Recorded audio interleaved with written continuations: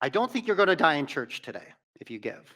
But there are some big implications that we do not want to skirt around and we definitely do not want to take lightly. Though we are dealing with and though we are looking at a descriptive narrative of what happened in the early church, there are massive implications for us today. So, what was the motivation of Ananias and Sapphira? Here it is. It was to have perceived spiritual stature and status, rooted in their arrogance and pride. And how do we know this? The narrative is juxtaposed to Barnabas. Acts chapter 5 starts with but. I think what was happening in the early church was just so powerful. It was so young in what was happening. By the Spirit of God, the church was really in its early stages and it was so raw and it was so pure and it was so unified that it made their flagrant sin so abhorrent to where God had to step in and establish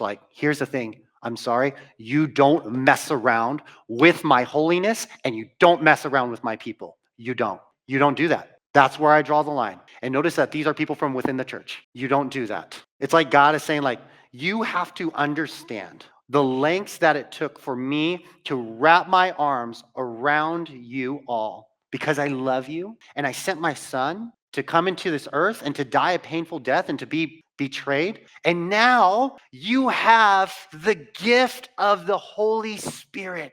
But that gift did not come cheap, folks. So don't treat it cheap.